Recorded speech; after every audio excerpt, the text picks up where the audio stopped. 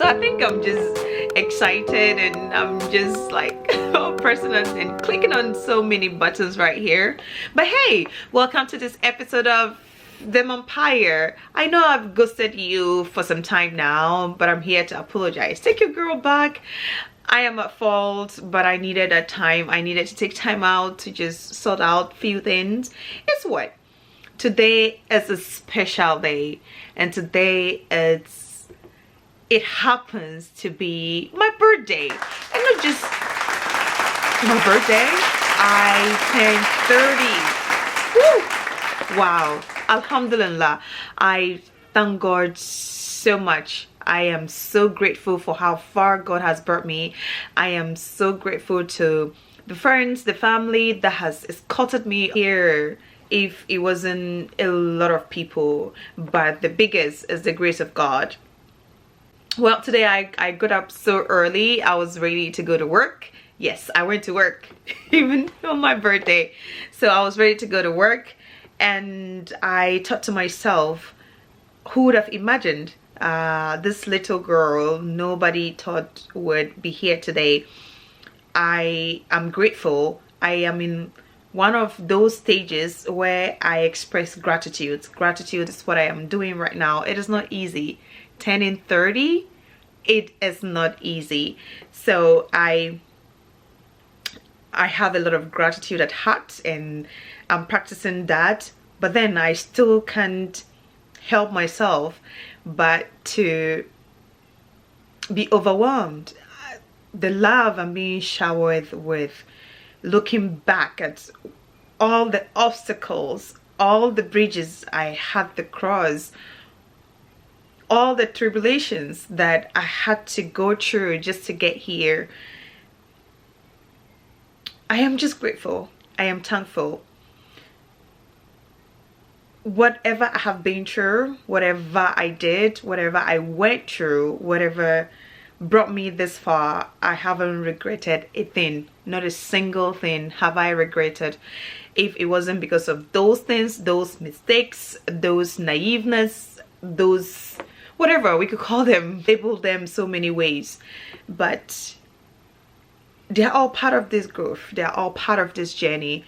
And even though at a point in time of my life I kind of felt lost, I didn't know who I was, I happened to stumble upon so many books that guided me to where I am today. I didn't know who I was, and not having an image could be so damaging, because you don't know who you are, you don't know what you love, you don't know anything about yourself. So even though I cannot brag about knowing myself so well, I can at least say that I am so open. There's this vast space I have left behind and open to anything, any changes.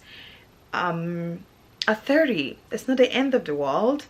I think it's the beginning. I'm beginning to find so many things about myself that I didn't know. Initially growing up, I felt I was into so many things, even my interests, my hobbies, the way I portrayed myself to people, the image, the reflection I had on people was not me. I'm now discovering myself. I'm beginning to find out who I truly am, what I truly want, what I deserve. And each time I think about how far I am today, I can't help the tears. I can't help the tears. I can't keep them. Knowing yourself is the most important thing in life. And even though I found this out at the very latter stage, should I say latter? I think I'm still just beginning life, right? So at a certain age, I am so happy that I'm discovering more and more of me. I was just a naive girl. I wanted to accomplish a lot. I had so many dreams. I did a lot of people pleasing. later to find out that this whole world, everything that has to do with this world, my world, has to do with me, and it all starts with me, and it takes me to make everything come true. It takes me to put life in everything that has to do with me. And knowing this alone gave me so much power to my life. Knowing this alone gave me so much hope. Once you find out that this is who you truly are, you give people their freedom to be who they are too as well. Because what you wouldn't want others to do to you is what you wouldn't do to others. I remember a few years ago, I felt like I was forsaken. I remember a few years ago when things didn't go as planned. I remember going through the most difficult stage of my life at the age of 22 in a country where I know nobody. I had no help. It was just me and me alone. And then my parents at the other side of the phone. And there was this day I looked myself in the mirror and I told myself that if God brought me this far, there was a reason. And me giving up on myself wasn't just me giving up on myself, but giving up on the will of God, giving up on the desires, well-planned life God had installed for me. I remember that day I was walking. It was a snowy day. In tears. And these were the exact words I said to myself. This is just to say that no matter what you're going through, no matter how life is treating you right now, there is hope out there. I thank God for how far He has brought me. And even though reminiscing and talking about this is taking me back, travel back in time, I am here in gratitude. I asked myself how I wanted to identify myself and how I wanted others to identify me. Trust me, this question has not been regretted. The next question I asked myself was how I was gonna reinvent this person, because I was just a naive girl, lost in a country that I knew no one, that I had no help, no support from absolutely no one, and it was just me and my boundaries and my principles that I wasn't willing to break for anyone. That still sticks around and is still with me. But to reinvent myself was difficult. That meant that I had to let a lot go. That meant that I had to say goodbye. That meant that I wasn't going to have so much left, because I didn't even know this new person that I was inventing, and sort of change alone just felt like I was faking it, right? This is not even you. I said to myself that if there was anyone that I needed through this journey, it was God, because He was all I had. It was just Him and then me.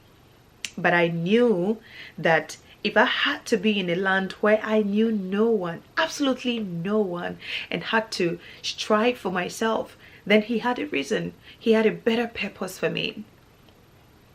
So that was when the inventing started. I got better at going to work. I laid down goals that I wanted to achieve. I cut off some things. Didn't want to have anything to do with things that didn't align with things that I wanted to achieve or be good at. So I developed an interest in learning. But this stage I was depressed actually. So I had no friends. All I had to do was read. So I developed this huge interest in learning, and not just learning. I read so much about self-improvement books, and that did me great. That I would never regret. That has brought me so far. And yes, if they say there are a lot of great wisdom and knowledge hidden in books, it is true, because I have learned to relate. I have learned to be a better Judith through books, and I am still learning. And you know, one thing I was telling someone this morning was I have left a vast space, because I don't even know myself. Like, I get to a certain stage of my life and I'm like, oh, I didn't even know I like this. Oh, I didn't even know I would get to this. So let's set new goals, let's achieve more, and then you just keep going. So I have left a big space, a vast space, very open to change, very open to learning new things, to learning about myself and reinventing myself over and over again. I know there's nothing like perfection, and to me it's not actually trying to be perfect, it's actually trying to be myself. Sometimes we get used to something and we just feel like that is us, but it's actually not you. It's just because you're used to it and you're just scared of the big change. So yes, I wanted to just pass you here to say this: reinvent yourself, re-identify yourself. If who you are today is not aligning with who you want to be 5 years to come, then you have to reinvent yourself. Be a better version every day, constantly, not to please people, not to fit in, not to be applauded for, but just to be yourself, just to fall in love with yourself over and over again. Look back at yourself and say, oh, the old one would have done this, the old Judith would have literally snapped, but here I am listening to someone without any judgment. I have become a better person just through reinventing and identifying myself and finding my own identity in my own self. And I think that it would serve you better if you are at a stage in your life where you're just confused or you want to reach a greater heights, to just reinvent yourself. Try new hobbies, go out, try things you wouldn't usually do something that would create an impact, do something that would serve you good. One of my principles that I stick so well to is that if it's not going to serve me in the next 5 years to come, then I truly want nothing to do with it. I have learned that I love stability, I have learned that I love peace, I have learned that I am not this person that wants chaos. I am not a chaotic person. I am not a selfish person. So I live my everyday life doing anything that doesn't set me back to who I am not. Doing all these things that identify me as who I want to portray to people, and not who people want to see, and not who I am pretending to be. Sometimes when you are changing so much about yourself, when you're doing good, when you want the big change, it looks like it's fake. People will say you're faking. Oh, why are you talking that way? You're just faking it. You're not faking it. Oh, why are you carrying books around like trying to read like you are a nerd or you're a better person? No, you're not. Oh, why is she dressed like this? No, do not listen. You are not faking it. You want the best for yourself. You want the good for yourself, and stick to doing that. Stick to that plan.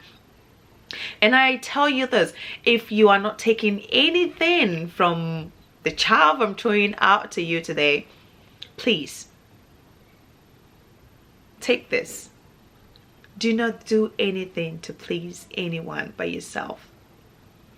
And that sometimes it will look fake, but it's not. Because you know it's not, and you know yourself, and only you can identify yourself. we come to the end of the video, and I would say thank you for watching this video. I really appreciate you. Please like, subscribe, and share, and let's grow together. 30 is the beginning. It's the new beginning. Mwah.